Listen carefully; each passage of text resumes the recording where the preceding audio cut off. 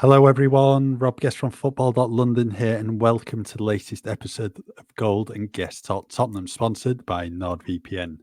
Joining me as ever, it's Alistair Gold. Ali, you well? I am, thank you. Someone pointed out the other day that I never ask you how you are. And he's quite right. I don't. It's incredibly rude of me. How are you? This is a first. Yeah, Yeah. Sometimes it yeah, takes someone from the outside to point out our flaws. yeah. I'm fine. Could have done with a Tottenham game last weekend. Yes. It is very much just like an international break, and then give it a couple more weeks. Then we do have the first international break of 2024. But Spurs back in action on Saturday at home to Crystal Palace, and just everyone's counting down the days now until Spurs are back on the pitch. Yeah, absolutely. It does feel like an international break, although we've still got quite a lot to talk about, which is why we're kind of doing this. We're able to still do a pod this weekend. But I mean, you must be happy. You got your 4 points back for now, Everton. Uh, For now. 10 points back. They've been nice, but yeah, I suppose it's just nice to have some of the points back, because you could have just been in that situation and they go, no, 10-point deduction stands. So we'll see what happens with the second charge Yes. later in the season. Yes. Right. If only Spurs had given you 80 million for Richarlison, you'd have been fine. Right, we'll get back on to Tottenham stuff, and we'll start with news about Ryan Sessegnon yesterday.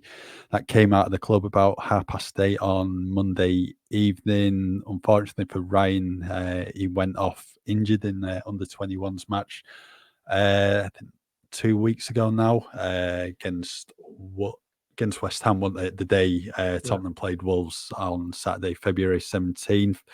He has undergone surgery on his right hamstring. We reported at football.london last night that surgery has gone well. He's expected to be out for 10 to 12 weeks. Ryan issued a statement last night. He basically said he's gutted beyond belief. The couple of key points in there that I'll read out. One of those is, having been through an operation and the recovery on my other hamstring last year, and knowing how strong that hamstring is now, I know this is the best solution to put an end to the recurrent issues. And then I think the key line in the statement, which was the very last line, he said, speaking on behalf of anyone who's been in this situation, please be careful what you say online. Words hurt, and no one chooses to be in this position. He's just had some wretched luck since his move to Tottenham, but hopefully this is a step in the right direction for him. Yeah, honestly, poor guy. He really is. You know, it's just wants to do what he loves and plays football and play football. And pretty much from June in that summer before he signed for Spurs, when he got his first injury on international duty with England under 21s, he's just. I mean, I was looking back at it, and he had a few years in the middle. It was, what was it, 2020, much of 2021, and most of 2022. And actually, relatively, he didn't have too many problems with his hamstrings. He had the odd little one that would keep him out for a couple of weeks. But actually, across those 3 years, which included the loan at Hoffenheim, pretty much got quite a bit of football in his legs. And he must have thought, yes, I'm back on track. And then just 2023 was just the year from hell from him. It really was. And people often ask, why don't they just do the surgery? Why don't you just get surgery done, fix it straight away? But that is always the last resort. It's always in these situations, because it's I guess it's an invasive procedure in your body. It's trying to do something that if there's any other way. And like I said, those 3 years where it looked like he was they were managing it, he was strengthening a lot of the muscles around them. And then, 2023, it all just went absolutely haywire on that left hamstring. And eventually they went for surgery. And this is what makes it kind of just even more frustrating, I guess, for him, is like he said in that statement, he could feel how strong that left hamstring was. It had done it. It had done the trick. It was brilliant. The whole point of this surgery, and I remember reporting at the time, was they believed there'd been pretty much or very, very, very slim chance of reoccurrence. So I think a lot of people are, oh no, when he went down injured in that West Ham under 21s game, and you're thinking, what? And then you realise it's the other leg. So it's now, it's now the right hamstring. And it looks like very quickly, because of the success of what happened with the left one and the surgery, they've gone and looked at it and gone, yep, get it done. Let's get through the same foundation of having both hamstrings now strengthened up and as strong as possible. So that will happen. 10 to 12 weeks puts him towards the end of the season. We're almost there. It's one of those where you wonder, will he be involved at all at the end, or do you just kind of almost write off this season and just look towards pre-season, getting ready for the next season? And yeah, obviously that's down to them. It's down to his recovery time. Obviously, they were very cautious with him this time. I think this is a quicker recovery period this time. It was quite a quick operation. Yeah, so there's that aspect of it. And look, he's 23 years old, still gets most of his career ahead of him now. So if this can fix these hamstring issues, which to be fair has been the only real problem he's had in terms of injuries, it's always pretty much been centered around the hamstring. So if that can be sorted, remove the fear in his own body. We've seen a few times we've been willing him to kind of run at the defense, run at them, and you just know nagging in the back of his mind are these hamstrings. But if he can remove that doubt, then, you can go back to the player that everyone was tipping to be one of the best young English players to come into the game. I did a piece a couple of weeks back in my newsletter. I did a feature on him about how, the likes of his former manager saying he was the best young player he'd ever worked with. And Mourinho told me in a presser that he kind of could see traits of Ashley Cole. Ranieri said he was the best young player he'd worked with as well. Was it Djukanovic? It was the Fulham boss. It was, wasn't it? Yes, it was. Yeah, he said he was one of the best football projects in England and the world for a coach to work with. It just, honestly, this is kind of what frustrates me about the second point, what I'm going to talk about in the second and the end par in that paragraph in that statement about, what comes next on social media for him. And we kind of saw it yesterday. Is this kind of almost all of these coaches say these things. Everyone that works with him can see the clear potential he's got. But I guess injuries just kind of maybe change, like revise history. People just get angry, frustrated, and they look at a player who is a lesser version of the Sessegnon that we were going to get because of the fear of the hamstrings. I think that's been a big part of it as well. But yeah, to actually have to come out, a 23-year-old, and ask people really politely, please don't abuse me, is such a sad state of affairs and just the way the world is right now. I mean, we're only talking a couple of weeks about Brennan Johnson limiting comments on his social media because of the abuse he'd got. He's only been at Spurs for 6 months. And I think the saddest part in both of these cases is it's coming from Spurs fans.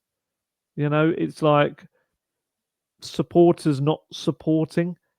I do wonder whether there's an element of some people that maybe have got frustrations with the club, or the people at the top of the club are using this as as a vessel to kind of pour out that frustration again on a player that they think, shouldn't be there, isn't good enough for the club, whatever it is they're trying to say. But as we were discussing just before we came on air, it's like having debates about the quality of a player, whether they should be at the club, all of that is absolutely fine. That's what we do. That's what we do on the podcast. That's what we do as football fans. But there's a time and a place. Should you be replying to either the player or the club talking about a player getting an operation saying, yeah, but whatever, he's rubbish, or he's not good enough, or he needs to retire? I've seen some of the posts are like, he should retire, hang up his boots, waste of money. And you kind of think, where are we in life where that is the response? I think some people just feel like it's an opinion that has to be heard. People need to know my hot take on this player kind of thing. It's like, no, they don't. Nobody does. I'm sorry. In the summer, if you want to say he's a player that should be sold, absolutely fine. But as this guy is kind of recovering, sitting there, lying there, whatever he's doing after his operation, hoping that this has fixed his career and can do what he loves again, having, some bloke with a random profile picture of another footballer telling him that his career's done and just retire, quit, hang up your boots. Nobody needs that. Where's the morals that are involved in kind of wanting to do a post? There was one I saw yesterday, someone saying similar things. His profile picture was Dele Alli. This is the same Dele Alli who, in the past year or so has talked about battling with mental health struggles and things like that, and having his own injury problems as well. And you kind of think, just is there no self-awareness left in the world? I don't know, but I just see it, and I just found that so sad that he had to include that line at the end of his post, kind of almost standing there for other people that are in the same situation. And I did think it helped. Looking through the replies on his actual posts, there's very few that are really having a pop at him. Most of those are on the club post, but he shouldn't have to do that. And there's people like tag him in, actually tag him in to tell him what they think of him. It's like, I don't know. I don't know. Maybe I'm just from a different generation. I don't know.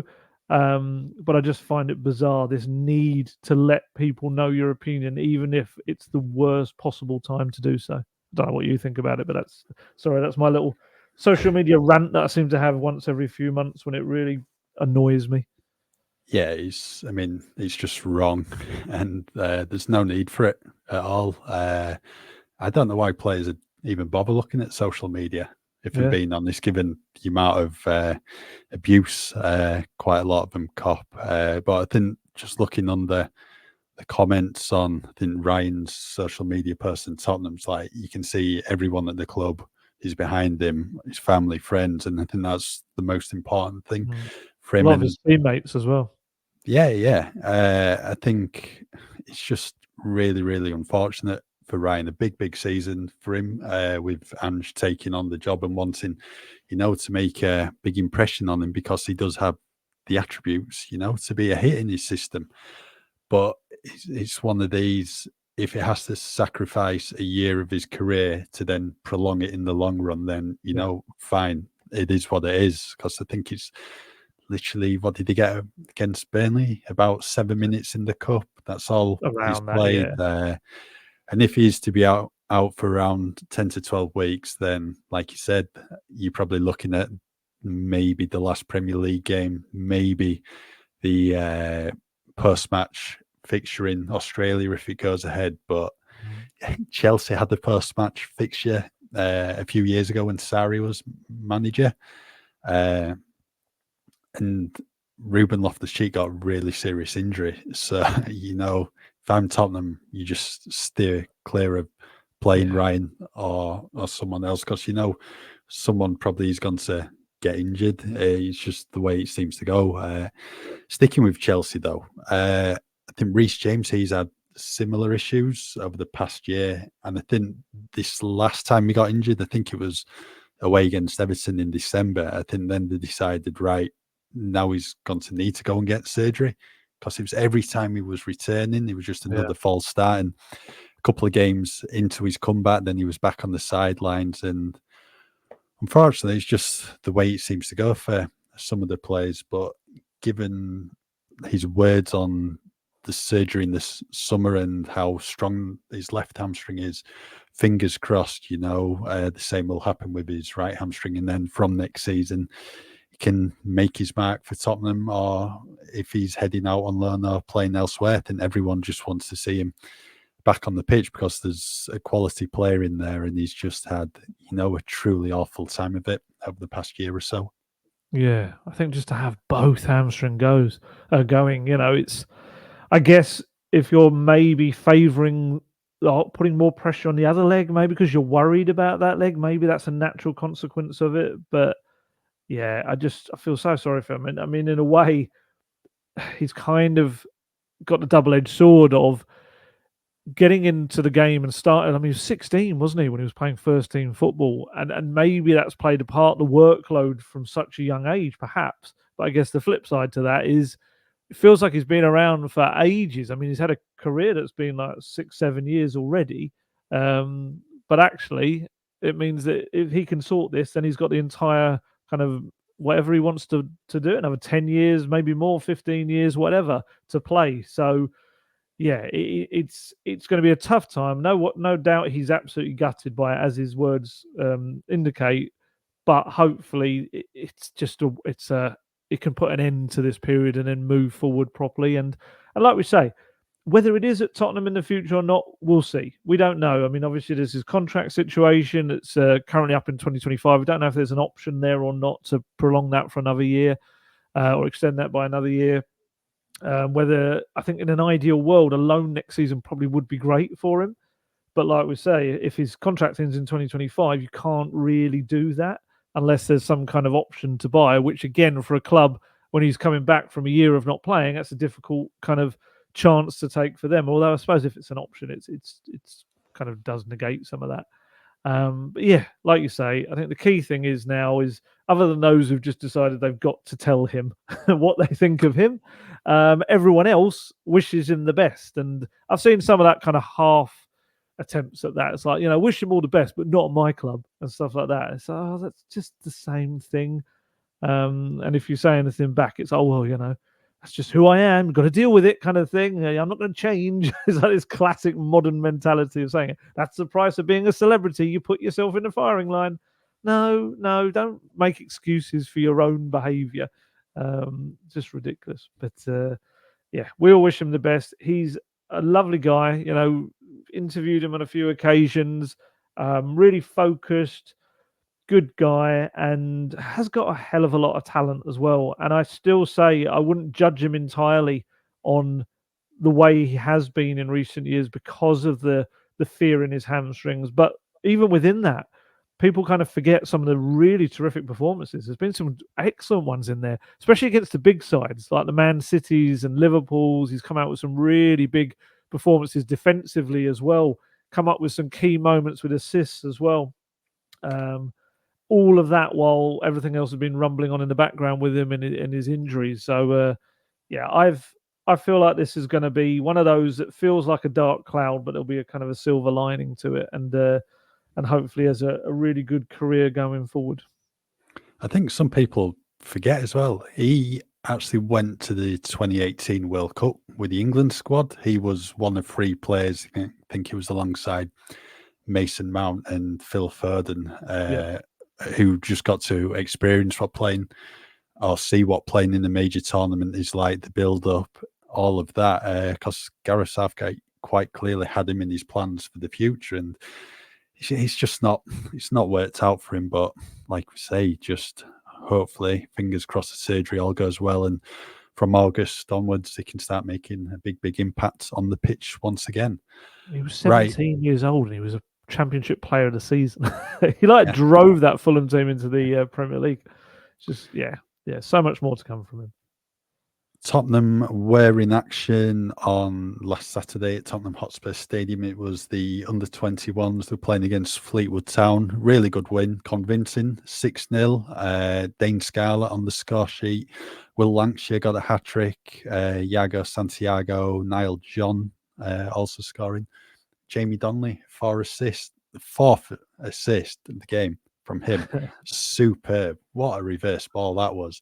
I mean, he was a bit fortuitous with his first one, with a shot, miscued shot that, fell kindly into Will Lancashire's path. But really good win. You were watching on at Tottenham Hotspur Stadium. What did you make of it? Yeah, it was good. It was really good.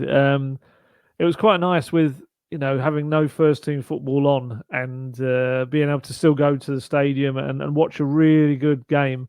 There were about just under 2,000. I think it was about 1,800 people were there on the day. Had gone to see, I think, if I'm not mistaken, all the money, I think it was something like 10 quid a ticket for adults, £2 for children. I think it was all going to the foundation for charity and stuff, or certainly profits. Well, I can't remember exactly details of it, but it was a really good atmosphere. With the under-21s, you're going to get really good football. They're scoring a lot of goals this season, got a lot of attacking players.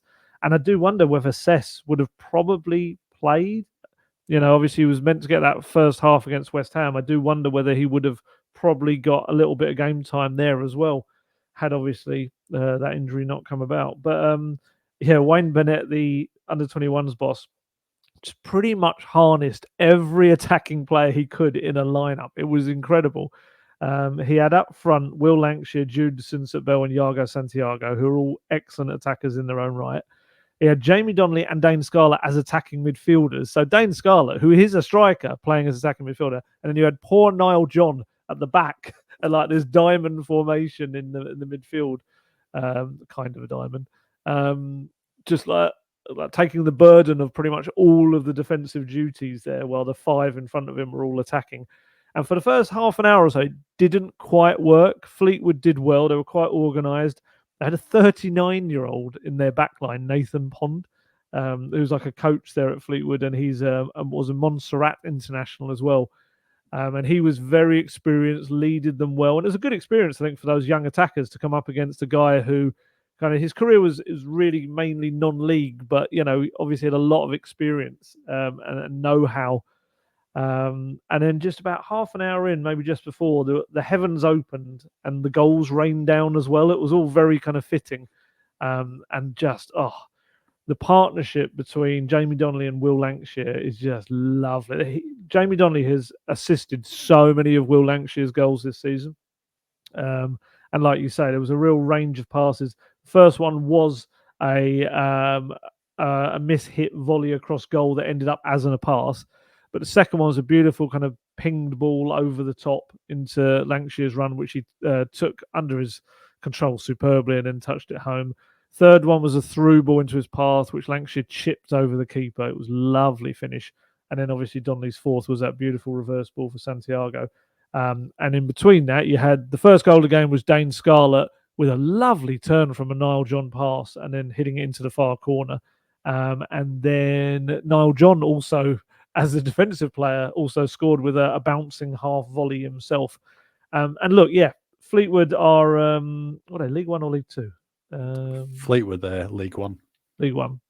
So obviously a lower league team, but it's a bit different in the academy kind of world, isn't it? It's like some of these lower league teams have excellent academies. We've seen this over the years, and there were a lot of good young players in their team as well. But it was, it was kind of a bit of an excuse, I think, for Spurs to put on a show. It was the Premier League Cup, it was last 16. And as the game wore on, they just kind of bossed it. And just in Jamie Donnelly, they had a player who is at that stage now where he's probably too good for the under-21s. He's right on that edge of it's almost looks too easy for him. But like we've said a million times, the Premier League is then this huge, huge step on top of that. So just because he's amazing in that doesn't mean he walks into the team, on a Saturday for Postecoglou. But he's certainly getting noticed by the first team, and he wouldn't have 3 appearances in the Premier League, 1 in the FA Cup this season, and throwing him in some big moments. He trusts him, and he was just phenomenal. I mean, I've got his stats here somewhere. They just are crazy. 17 assists and 7 goals in 19 games for the under-21s. That is ridiculous. And even on top of that, if you want to chuck him in, 5 goals in 5 matches for the England under-19s as well. I got a chance to interview him after the game. I think it was his first non-Spurs kind of interview that he's done, which I was trying to think. I think that's a good thing for him in a way, because I did Skippy's first interview, and obviously he's gone on to play 100 times or more for Spurs. I was one of the early ones to do Harry Winks. I don't think I was the first, but I was definitely among the early bunch of interviews he did. And obviously, he's become an England international. So, I mean, I've done a few others that haven't made it, to be fair. Very, for differing reasons, talented players that just never quite made it. But maybe that means something for Jamie. I'm sure it doesn't at all, but it would be nice if it did. But he spoke very well. He did. Sometimes, and we've both been there, when you're interviewing very young players, you might get one-word answers. You might have to have about 100 questions ready to try and string something together, because it's new to them all, and they've got to be media trained and everything. But no, he spoke well, and it was a really interesting interview afterwards. I mean, he's got the potential to be a very good player for Spurs, hasn't he? He does. I mean, the stats you read out are absolutely incredible, and now it's about making that step up into the first team, and it's just about the chances coming his way. 3 appearances off the bench in the Premier League, is it, this season? In the Premier League, and 1 in the FA Cup. Yeah, big occasions as well. Man City away, Brentford at home as well when they were trying to hang on to a point against Brentford, and City when they were trying to get a point. So yeah, he's more than made his mark. He's clearly made his impression in first team training. Postecoglou's quite clearly seen something in him, because otherwise he wouldn't have been on the bench numerous times. And yeah, it's difficult really. It's just about getting that opportunity and grasping it when it comes his way. A good few minutes so far in games is, good, but you just want to build on that and build on that. And yeah, hopefully there'll be a couple more opportunities for him between now and the end of the season, because he's quite clearly someone who can have an impact in the final third. We just want to see it now. Yeah, he's loving his time in the first team. I was talking to him about that, and he's just he's a Spurs fan as well. His family are Spurs fans. He's just in his absolute happy place. He's a very grounded young guy as well. He knows, in his own words, I haven't done anything yet. I've just got to the edges of it now. It's down. I want to be starting games. I've got to work towards that. He was very good on Ange. He said essentially that he doesn't talk much in training, but he speaks very, very well. And he says that he sees everything. So I've got to be on it in every session. And he spoke about watching players like James Maddison. They're the kind of players that he knows, especially this season where he's playing in the midfield, because he used to be a striker, Jamie. He's kind of moved further back down the pitch. He looks at James Maddison and what he can learn from him. He said Sonny's been brilliant with him. He says Sonny is constantly giving him advice in training sessions, even just little things like just being a little bit more composed in front of goal, taking an extra touch if you need it in certain situations. And that's gold dust for a 19-year-old to have one of the best players in the world telling you what to do in certain scenarios in front of goal. This is a Premier League Golden Boot winner telling you how to score goals. It's just perfect for him. And what I really like as well is the fact that, a lot of the first team players have come back now from their injuries. So these young players that were on the bench are no longer on there. And I kind of said to him, like, how do you deal with that now? Because obviously you've got so close, and it's almost like you've stepped back into the pack again, the under-21s. And he said, he was very clear about it. He said, look, I've got to be the best player in every under-21s match I'm playing in. That's it. That's the way to get, he said he noticed me. Obviously, Postecoglou means, that's the way. And that is such a great attitude. There's so many players that I've covered or interviewed in the past that I've seen drop back down to under-21s, and they've struggled. They really have. That they've found it difficult to reintegrate then against with young players. They kind of feel like they were better than that. There's a lot of frustration, a bit of bitterness, and not understanding why they've had to go back. Jamie Donnelly is absolutely not like that. I mean, I think it helps that that's a great group. The under-21s, they're all kind of really friends. There's a tight-knit group. Same as the first team. There's a similar thing going on. And you can see that with the results. Same with Stuart Lewis and the under-18s as well. So it makes it easier to step back and just be playing with your mates in a way. But he's just got this terrific attitude. And a question for you, really, because it is one that I see pop up on social media. Is Ange doing enough to include the young players when he doesn't have to, if you see what I mean? Well, a lot of them have been training, haven't they, with the first team? It's one of these, when there was just all those injuries, then you wanted to see them get the game time a bit more.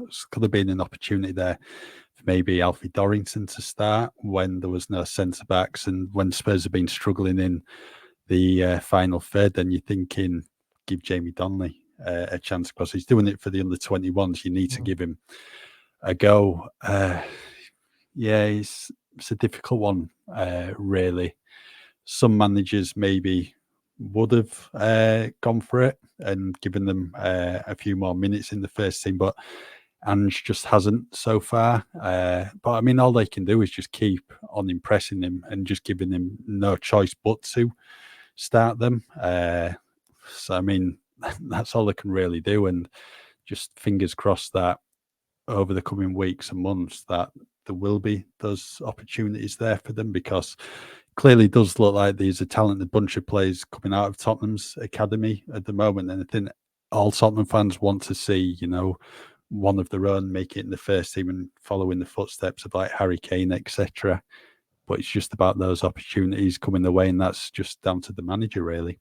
Yeah, I mean, we've spoken recently about the Simon Davies interview, the podcast interview. He did, the academy director at Spurs, and he kind of shares the same belief as Ange that, yeah, there's a few players coming through, but there's a lot more needs to be done in that academy. And that's, as I kind of said a little bit earlier, it is key that people realise that you can be fantastic in the under-21s, but that doesn't translate to being fantastic for the first team. It is a huge, huge jump.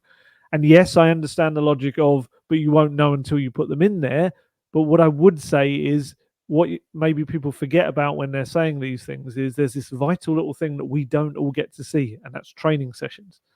And if a player in those training sessions isn't quite, you can just see they're not ready yet. They're not quite up to the tempo and pace that a Premier League player is putting on them, or within a setup or a system that brings, then they're not quite ready yet. And look, with Jamie, he came on and did really well in those games in the first team. But would I say, was he able to be the Jamie Donnelly we know? Was he able to play those amazing through balls and everything like that? No, we didn't get to see that, because the first thought pretty much was survive. I mean, I asked him about that. I said, what was it like coming on in the 89th minute at the Etihad with the Man City fans, like the noise, we were there. And as they were looking to kind of get themselves back into that, get themselves the winning goal they needed late on. And he was like, he was very honest. He said, I was scared. I was nervous. It was my first introduction. I'm going into like one of the biggest games you can chuck a player into, against the champions of England. And kind of when I put that out, again, we talk about social media, I saw some people say, oh, well, if that's the mentality, he's never going to make it. It's like, no, that's not it. Any player is going to be chucked into that. There's going to be a bit of nerves, of course you are. And mostly, as he said, because he didn't want to let the team down. He's a Spurs fan. He didn't want them to concede on his watch, kind of thing. And I think you found that a lot of his performances were very much kind of that. It's about helping the team, sacrificing a lot of the stuff we see him do for the under-21s in order to protect the team and the situation they were in. So you've got to kind of have different kind of opportunities, I think, to bring a player like that into a game. Like, I think probably the best one was he came on against Newcastle. That's probably the best situation, where they were ahead and then maybe he's got a bit more time. But, there is also, despite Ange's best efforts at saying there is a bit of a pecking order. So players like a Brian Hill are going to come on ahead of him. Players that have, at this moment in time, whether that's right or wrong, and like I say, whether that's to do with training sessions and who's impressed the most in it, that's another thing. But the key is for him, exactly like you said, it's to be the best, to get noticed, and then make it such a hard decision that why is another player get on the bench ahead of him, regardless of whatever transfer fee they came in for. I know a lot of people at the moment are going on about Klopp's kids and, Liverpool's academy. But Jurgen Klopp had no choice on Sunday in the Carabao Cup final but to play these young lads. And, fair play to them. They've all done really, really well, especially Conor Bradley, who's come through a play. He looks a really good player. And there's like Kwanzaa, who's getting a decent amount of minutes this season. But did you just say fair play to Liverpool, just to check there? No, to the players who've come in and played well. So you got to give them credit in that situation. Absolutely. Done really, really well. But let's be honest, would he have thrown them on if they had a fully fit squad? No. It's just these opportunities come up from time to time. I mean, look at Marcus Rashford at Manchester United. I think he was behind Ashley Fletcher in the pecking order. This was when Louis van Gaal was manager, I think about 2016. Van Gaal had no choice but to play Rashford, and it was the making of him. These, you're just waiting for that opportunity, but all Donnelly and Tottenham's youngsters can do at the moment, you just keep giving their all and give Ange no choice but to play them. Yeah. I mean, Harry Kane was behind Adebayor and Soldado at Spurs. Yeah. And it was like essentially just kept pressing his case, making his claim to be in there. And eventually Pochettino just had to put him in there. And then obviously the rest is history. And look, the same could be said of Will Lancashire eventually as well. He's a very talented young player. He's got a long way to go, but he's got a little bit of the Kane physique about him. He's got a lovely touch, lovely finish. I said in my match report the other day, his partnership with Donnelly reminded me a little bit of Kane and Son, like an academy version of it. So that would be wonderful. If in a couple of years' time we're doing these podcasts and we're talking about the likes of Jamie Donnelly and Will Lancashire combining for goals and things like that, but they've got to get there, and there's a lot of hard work to get there, and it might mean a loan or two in the meantime, especially because with Jamie, we talk about one player, we're trying to get excited and push this young player, and then you're almost forgetting that you've got Alfie Devine coming back in the summer. You've got Lucas Bergvall coming through the door as well, both who play in the number 8 position. Which one are the fans going to want to see? Can you have more than one young player in the squad in that position, or do you have to let 2 of them go out on loan? It's a bigger picture than I think we sometimes think it is. We are going to discuss Lucas Bergvall in a minute, because he did have quite the weekend for Djurgården in the Swedish Cup. But before then, we'll be talking about the benefits of using NordVPN. Ali, take us away.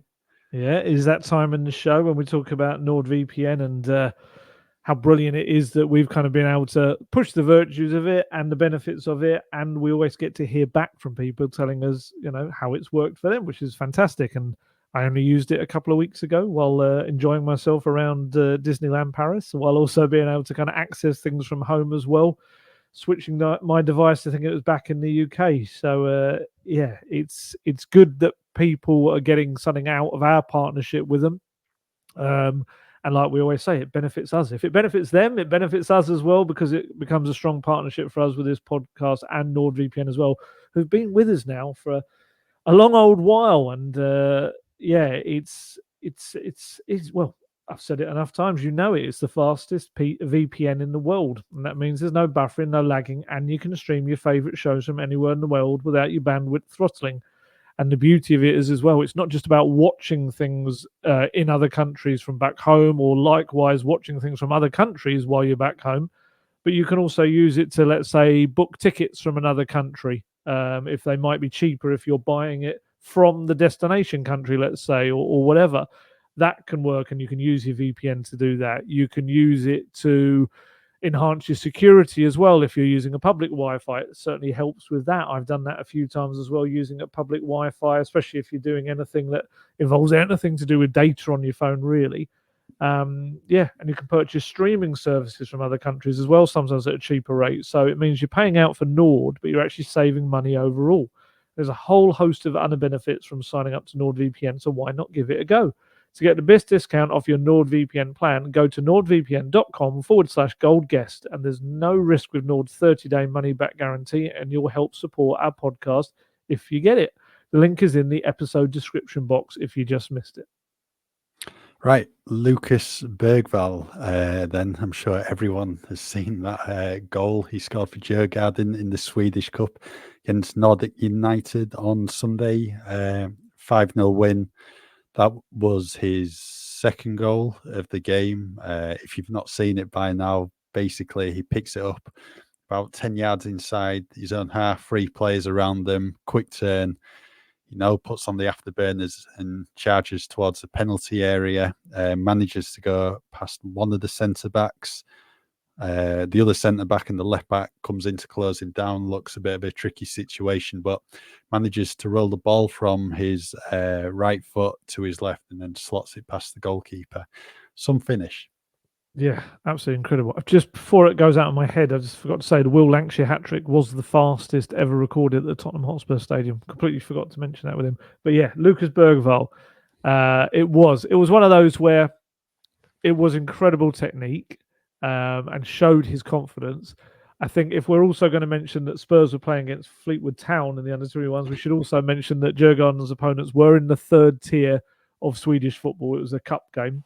It wasn't the most amazing opposition in the world, and certainly there was certainly in the box towards the end of the move, it got a little bit kind of fortunate, I guess, but that doesn't detract from the quality that this young man has, and that's why I mentioned him. When we talk about Jamie Donnelly, it's like this is what he's got to compete against. You've got a player who's coming in as one of the hottest talents in Scandinavian football, brought in for about £8.5 million.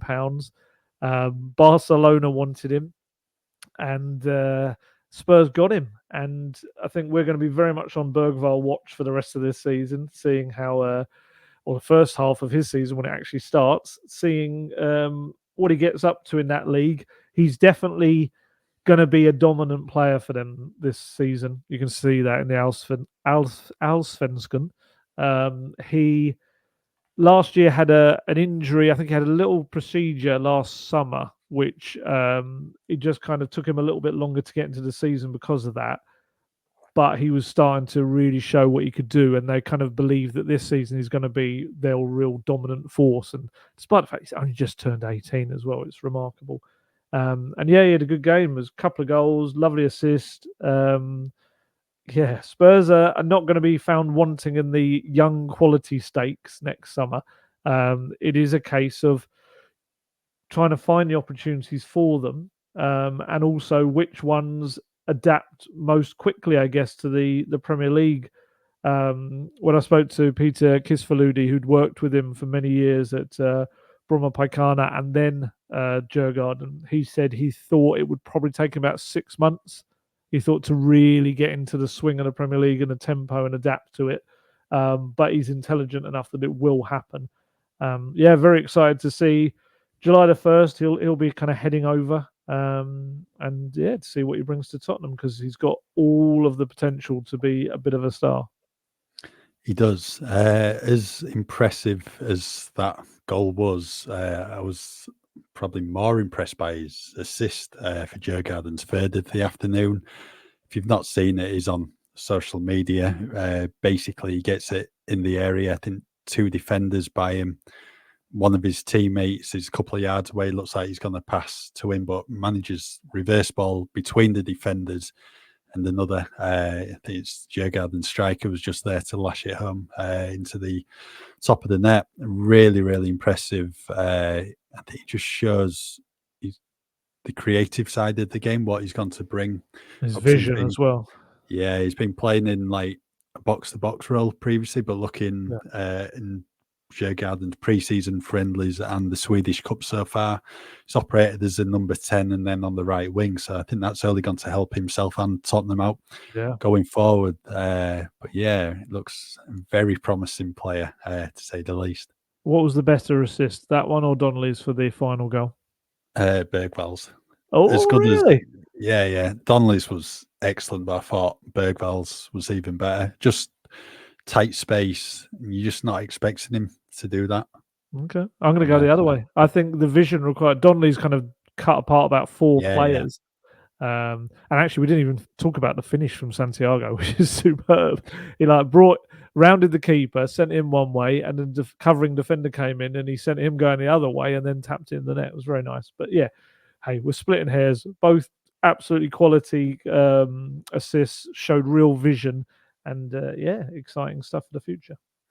Yep, you did the loan roundup yesterday on the football.london website. A couple of standout players. I think young Matthew Craig got plenty of praise from. I think it's Doncaster manager Grant McCann and Japet Tanganga, first senior goal.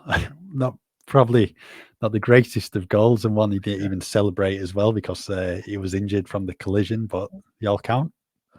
Yeah, absolutely. He got absolutely clattered. It was a brave header. He kind of threw himself in front of the Southampton keeper, got the looping header in, and he played really well. Got man of the match as well. It wasn't just about that goal. I think it kept a Che Adams shot going over the goal line as well.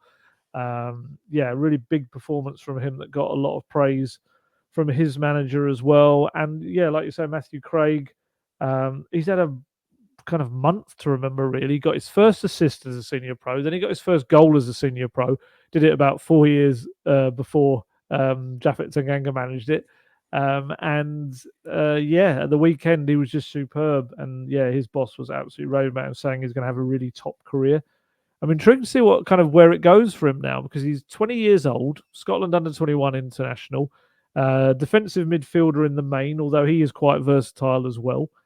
I don't know whether he's going to make it at Spurs. We'll have to see. But he's definitely showing he's going to have a very successful career in the game. It may, whether it is in the Football League or even higher, we'll see.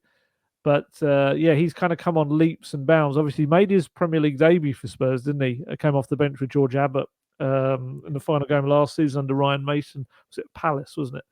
No, it was Leeds. Leeds away. Oh, Leeds. Sorry, I always say Yep. Palace. Of course, it was Leeds. Palace was the Harvey White's debut. That was it. Harvey White's. Yep.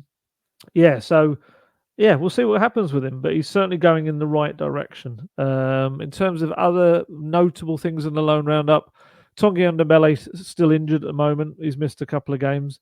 There's some speculation about the manager there at Galatasaray could be in danger because of his inability to get the best out of Tanguy, and also Wilfried Zaha as well hasn't been amazing since going there. Just the kind of idea that he's got a lot of these star players that have come in and maybe isn't getting the best out of them.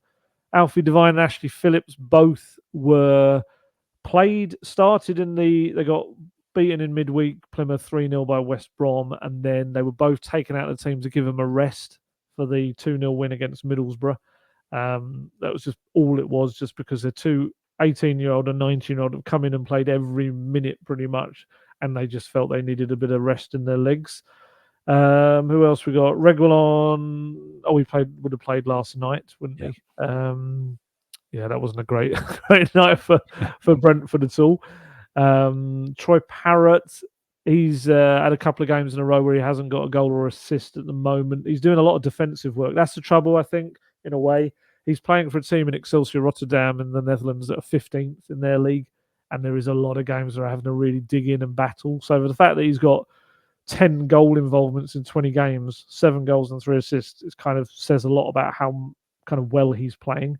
Joe Rodon, Leeds obviously flying high. I saw the Leeds live player ratings from his performance in that big match against Leicester, and actually, ironically, after them winning 3-1 and being such a huge result, he actually was one of the lower performers. He got a 6, and they were saying that he did struggle a little bit at times with the pace of the constant attacks from Leicester, sorry. So, yeah, it's interesting. That's the first time I've seen that. He's been very consistent this season, so maybe just a little bit of an off day for him. Elsewhere, Aleja Velez came on at Real Madrid. Just shows what a loan move. You know, your second game is playing at the Bernabeu. And he's just now kind of working his way, getting a bit more minutes with each game and trying to get him starting matches there. He is their number 10. No one really else have missed out. Eric Dyer obviously is playing. It's whether you consider him to still be kind of part of the roundup, because obviously his contract comes to an end soon. He played as Harry Kane kind of bailed out Bayern against Leipzig. And Josh Keeley's the other one, doing very well for Barnet in the National League. They're second now in the National League. He's having a terrific time. It's for a goalkeeper to get any kind of loan move is difficult enough because there's so few spots open out there.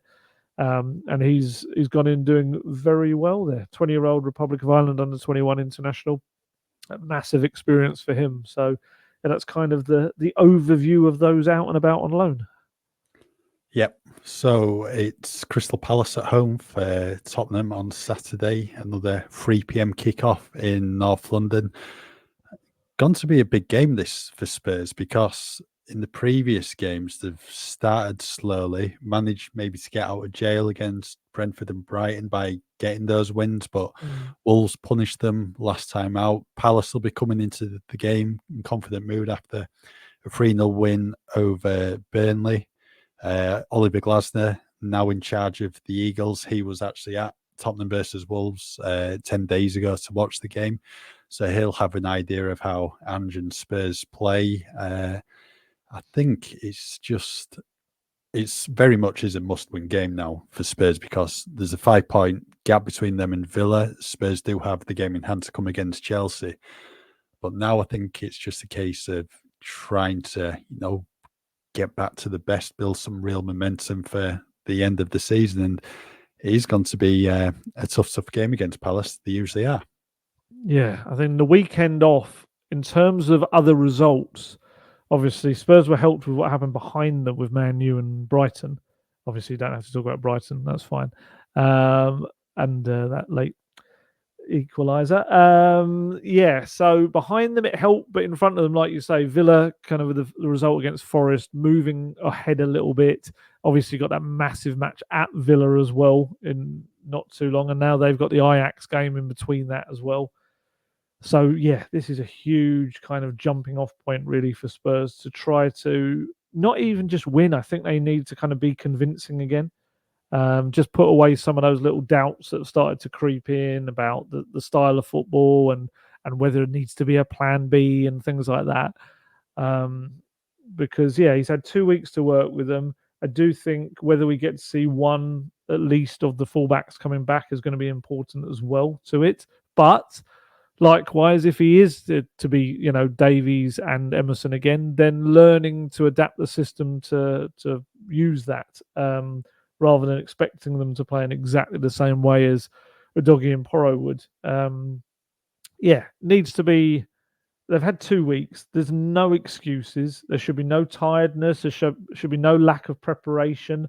There should be absolutely no reason why they come out for the first 2 minutes and start brightly and then fade like they've done in recent games, until then coming back again in the second half a bit.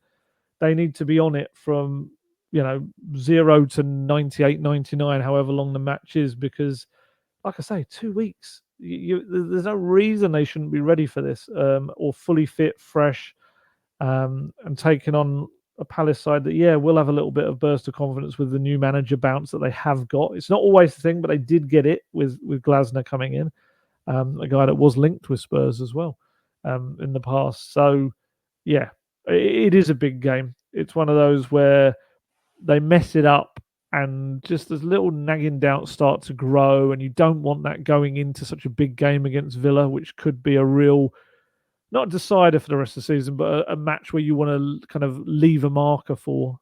Start it this weekend, get a bit of momentum going, and the crowd will play their part as well. It sounded like it was a little bit flat last week, the previous weekend against Wolves as well.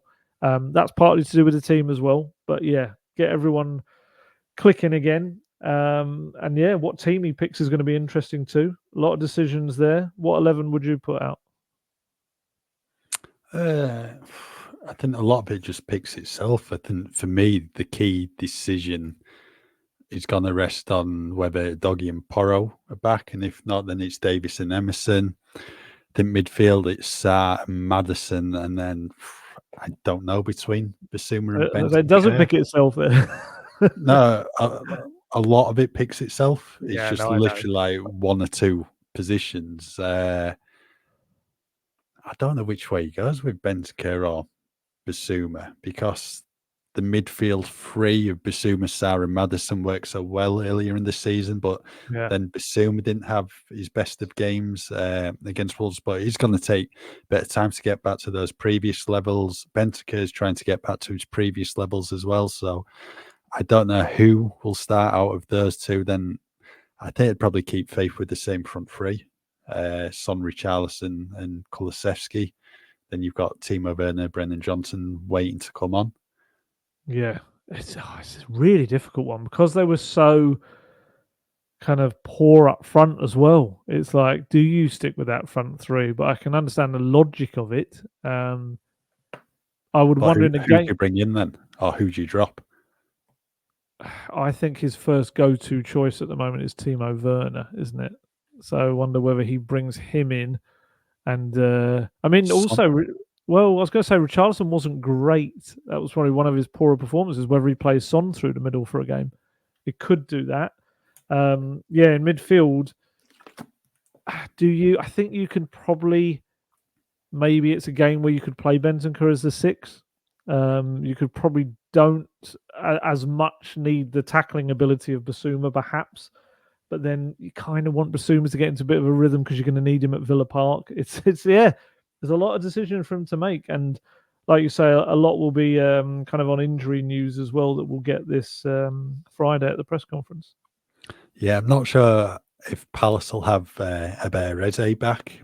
He's been missing for a few weeks. I think it was around early February when he was ruled out of action for probably about 3 weeks. So potentially he could be back. I don't think Michael Elise will be back, but Spurs have come up against Palace already this season when they didn't have Eze and Elise, and those two players made a big difference. But even if they're not in the team, Palace are going to be really hard to break down. It just always seems to be the case with them. They're always well set up and that. So, yeah, going to be a big game in North London. And, March for me is such a crucial time in the season because you've got an opportunity to build some real momentum ahead of the business end of the campaign. And there's a run of 6 games coming up now. When you're looking at the fixtures, you're thinking, now perhaps a favourable run of games for a team in Champions League contention. Spurs are really going to be playing 2 of the top 10 in the next 6 games. One of those is Villa away, what's going to be a huge game. The other one's West Ham away. But other than that, it's Crystal Palace, Luton, Nottingham Forest at home, and Fulham away. So the away ones are going to be tricky, but you'd be expecting Spurs top of the game to pick up, maximum points from the games at Tottenham Hotspur Stadium. And momentum's massive in football. If Spurs can get on a good run in these next 6 games, try get back to the previous levels, when they're on the game from the first whistle, on the front foot, putting teams to the sword, then confidence is going to be sky high coming into, that tricky period in April when it's Newcastle away, Man City at home, Arsenal at home, Liverpool away all in a row, and maybe even the Chelsea away games thrown in there. Yeah. So, just Spurs need a bit of momentum behind them at the moment. I think they've got a good chance to build some. Yeah, it looks like Eze should be back. He's been back in training, so he should be available.